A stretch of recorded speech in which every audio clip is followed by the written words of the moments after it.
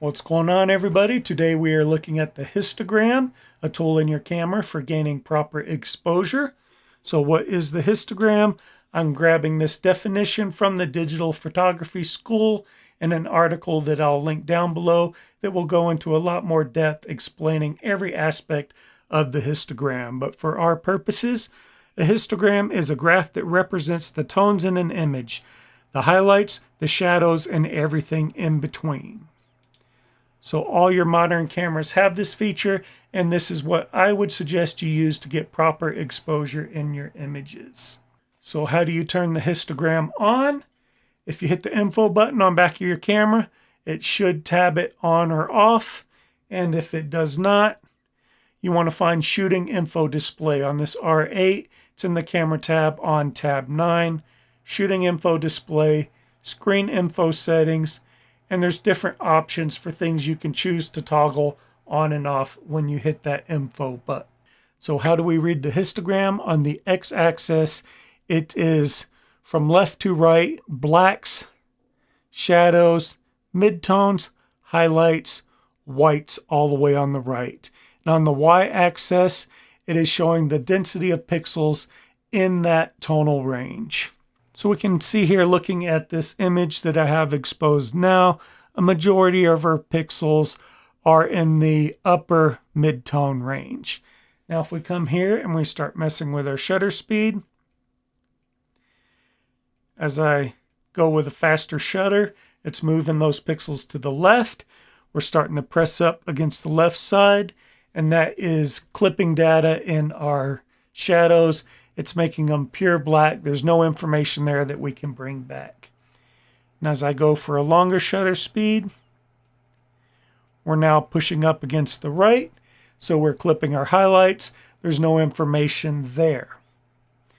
So looking at the waveform in this graph, we want it to fall as close as we can to the middle. We want most of our pixels in the middle. But cameras have what's called a dynamic range, and some images are going to be outside of that range. So what happens if we have a high contrast image?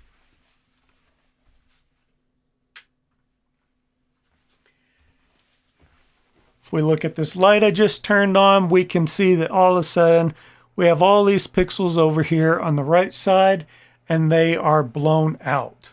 So what happens if we set our exposure for the highlights?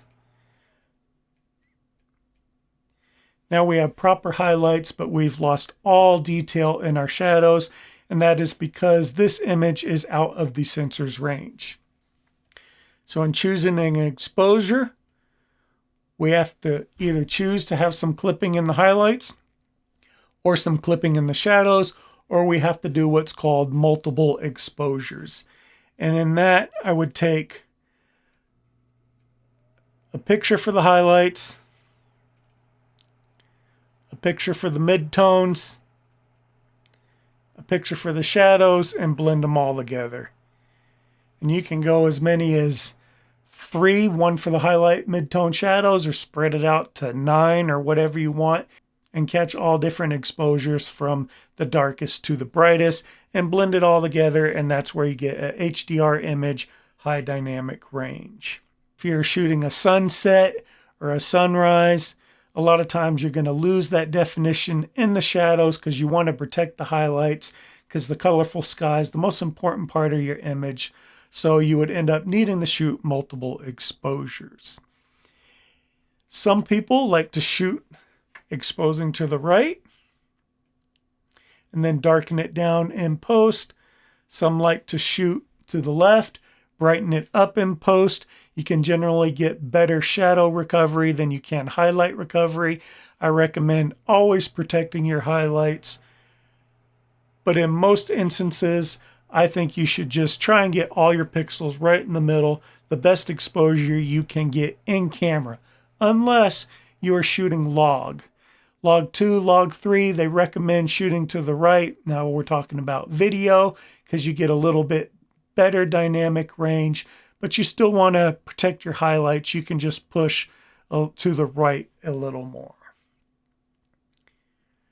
All right, so that is the histogram tool. I hope it helps you guys make sense of how to get proper exposure in your image. It is an invaluable tool on your camera, much better than just using the meter on the bottom.